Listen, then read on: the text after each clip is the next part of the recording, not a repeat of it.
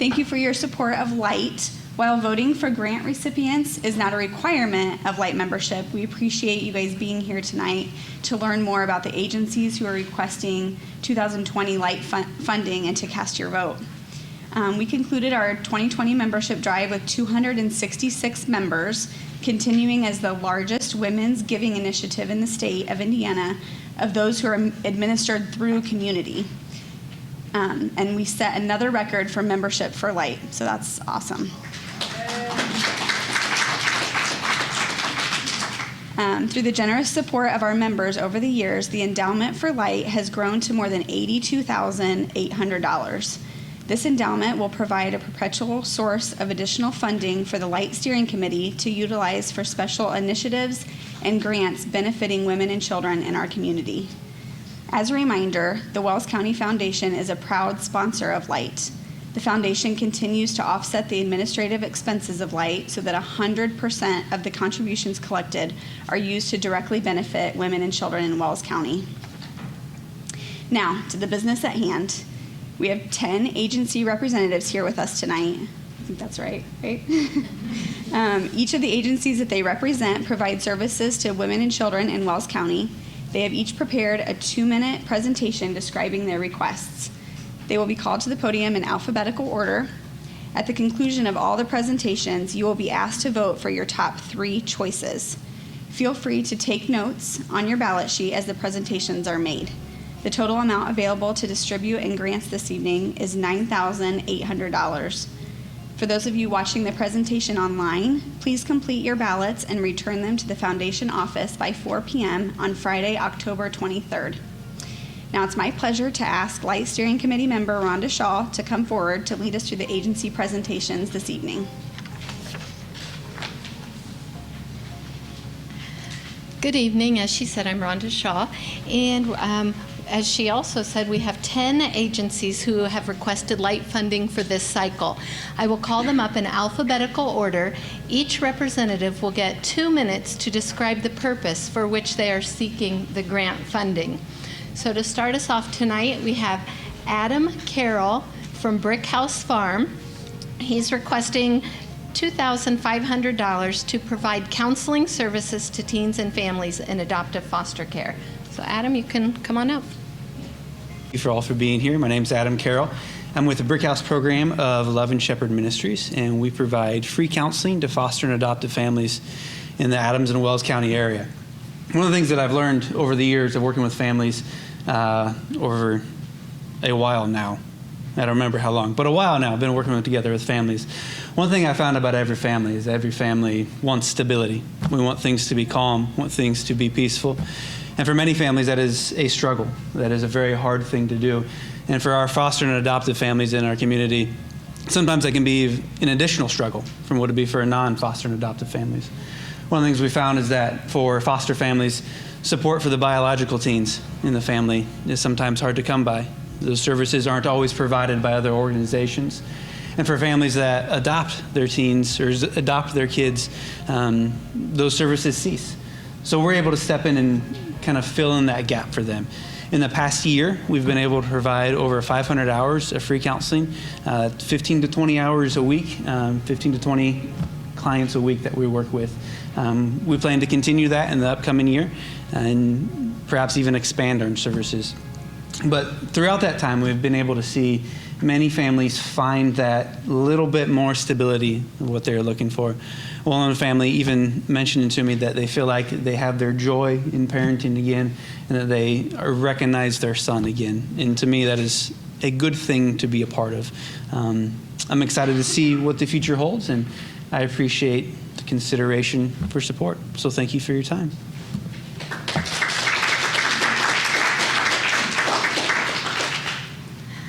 Okay, so like she said, my name is Melissa Hoover, and I'm with Community Harvest Food Bank. Can you guys hear me? Okay. I'm just here to tell you about our in-house program we have at Community Harvest Food Bank. If you're not familiar with it, it is a program where we send a grocery bag of food home with children who are food insecure that is designated by youth sites, social services sites. They're just referred to us by our local sites that are, these children are designated as food insecure. We pack, it used to be where we would pack the backpacks full of like Pop Tops and things that were easy for kids when their parents were at home, something that they could make for themselves. Now we're finding that we're making more family packs, where it's to help other siblings in the home as well as mom and dad to make a complete meal. So we pack enough food in these bags for these kids to go home every week, and it is for a full weekend to sustain a whole family. The difference between our backpack program versus other backpack programs is ours is all year long. It is not just through the school year or the summer. It is all year. We never take a child off the program unless they request to be off the program.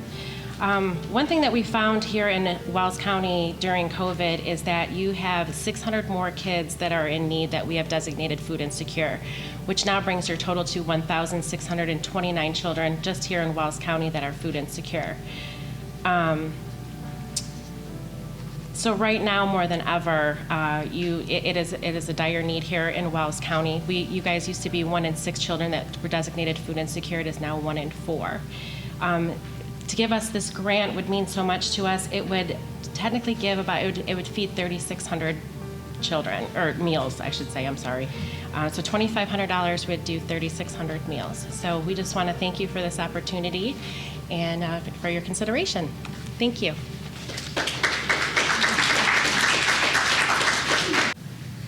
Hi, I'm Jade Glover. I work for Family Centered Services and run the Closet.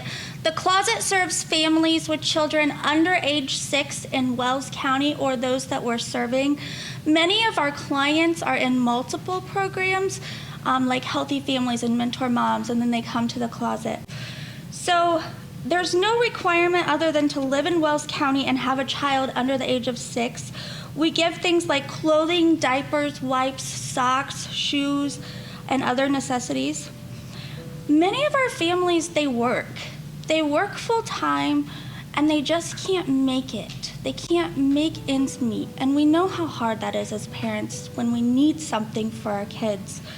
We received a LiGHT grant in 2017 that allowed us to give pack and plays to families like this. I'm asking again for money to give pack and plays to families that have no other bed option for their child. I'm a caseworker, and I've been in homes that I get to see kids sleeping together or with their parents, and we know that that involves a high risk of SIDS. So our mission at the Closet is to give everyone a bed that needs one, for one, because we all deserve a bed, and to make sure that we can help eliminate the risks of SIDS as much as we can. And by doing that, by giving pack and plays, we feel like we're able to do that. So if you vote for us, this will purchase us 20 pack and plays that will be distributed to Wells County families without a proper place for their children to sleep. Thank you. So like she said, I'm Jamie Renfro, and I am the new service unit manager for all of the troops in Wells County. I'm pretty much a volunteer who is the liaison between all of the leaders in Wells County and the council in Fort Wayne.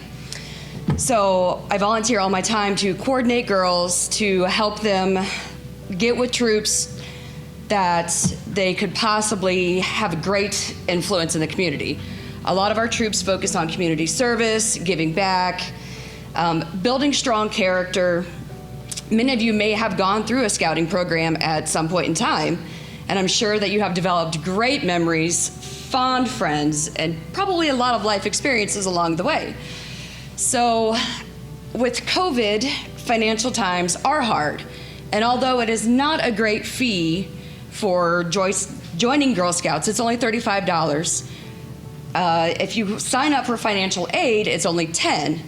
And $25 may not seem like a lot in savings, but for families who cannot barely even afford like groceries or a pack and play, this will allow the girls just for $10 for the entire year to make friends, to build friendships amongst the community, to get to know the people who they live with, to learn life experiences, and become sisters with girls who they may not have known from different school districts.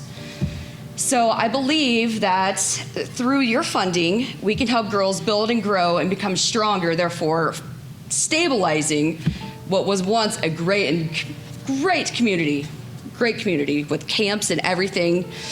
I want to rebuild that. And with your help, I believe we can. So thank you. Good evening, guys. Thank you for being here. My name is Daphne. Like she said, I've been a volunteer at Helping Hands for just under a year. And right now, I want you to think about a time when you were like really hungry. Not like I want a snack after work or after school. Like your stomach is churning, you haven't eaten all day. What were your actions? What were you trying to do? If you were like me, you would stop at nothing until you found something to satisfy that hunger. Now think about if all of your basic needs were just like that. Things like food, shelter, and safety. Now, if none of that is being met, and to top it off, you're pregnant, what are you gonna do? Your ability to think past the food, the safety, and the shelter would stop. The last thing on your mind would be trying to figure out a place to receive those pregnancy and childbirth classes and manage to pay for them. Tonight, our grant proposal is a request of $1,815 for the training of our Helping Hands staff nurse to be trained to do individual childbirth education and materials for our clients. For not only the women who walk through the Helping Hands doors, but for the women in the community. By offering this service, our community, we are providing quick access to personalized birthing concerns and questions, minimizing more traumatic birthing situations. What I love about Helping Hands and why I choose to volunteer there is the fact that they are making a difference right here where I live.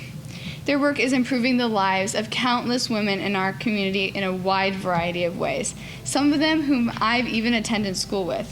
As a 17-year-old senior in high school, life revolves around planning for the future, and from all worldly appearances, it'll be a bright one. It's heartbreaking to think that there are teens and women out there who don't get to have that because they don't have access to childbirth education and a plan for equally as bright future as I do.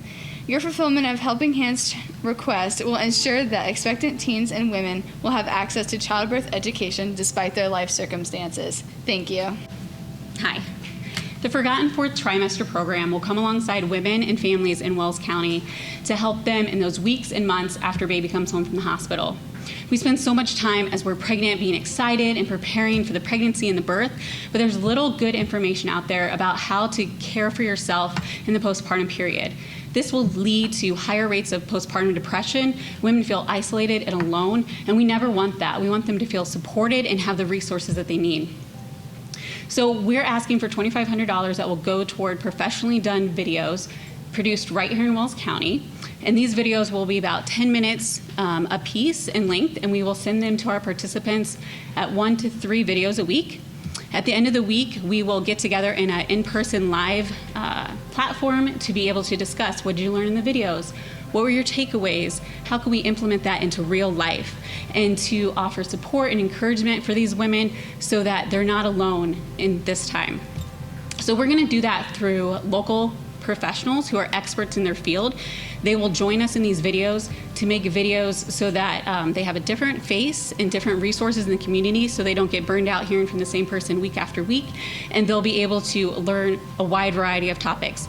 So a normal childbirth education class has 90% about birth and about 10% of newborn care and postpartum care. And so we want to extend the child care information by doing information such as comfort measures and pain relief, newborn care interventions for mom and baby in the hospital, but also real life preparation, like how do you create freezer meals and put them away from baby comes?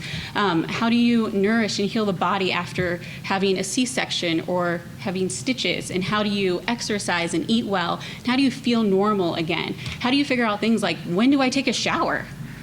So we want to make sure that support systems are in place for these women so that they know what to do when their support goes back to work, so that they have all the things that they need. So please join Journey Birth and Wellness to cultivate that conversation of supporting women in the 4th trimester. I'm Rhonda O'Reilly, president of Caring for Kids. And as she said, we will be doing the blessing tree right now, actually. That used to be called the angel tree. So if it sounds different, that we had to change our name due to Angel Tree being patented by Prison Fellowship Ministry. So same program, just a different name.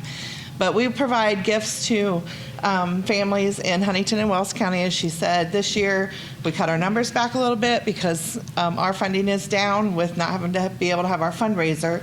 but each family will still, or each child, I should say, will still receive 8 items. They get 2 jeans, 2 shirts, socks, underwear, tennis shoes, and then 1 toy.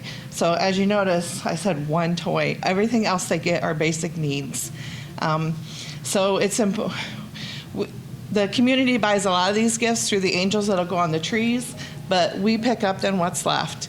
Typically, we spend about $20,000. I anticipate this year we'll probably still spend about $12,000, even cutting our numbers back. So anything that you can give to help us fill that void in the end with the presents will be greatly appreciated, and will hopefully bless these families. One thing I don't know if I said, and I can't remember, sorry, I get a little tongue-tied sometimes, but each of the referrals come to us through the school counselors or the social service agencies. So like in Wells County, Family-Centered Services and Park Center, those kind of places can refer people to us. So that's how we get our names. They can't just come to me directly. They have to come through a referral source. I appreciate the time tonight, and have a good evening. Hi, many of you may or may not know what Lifeline does, but we've been part of the community for quite a while. We're a nonprofit. We serve primarily families through DCS and probation referrals. But what we have seen is there is a need that goes beyond being reactive, and we're wanting to step into being a little more proactive. And what we want to do is be able to provide classes to women, men, teens, children in the community to be able to identify how to have healthier meals, how to be able to provide healthy meals on a budget, as well as time constraints. Our moms are busy, our kiddos are busy.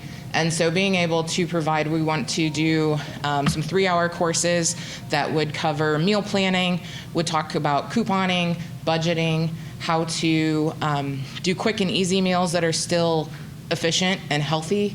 And what we're going to do through that is some demonstrations. We wanted to give them resources like recipes and meal planning and budgets to go home, and then give them even some basic foods. So the things that we're demonstrating, the things that we're preparing with them. As you guys know, there's a lot of statistics about physical health, but also mental health and relational health that comes from having meals together as a family. It statistically helps with bullying. It helps families be united. It helps them be supported. And so we want to kind of come and encompass all of that through some classes for our community. So thank you for your consideration.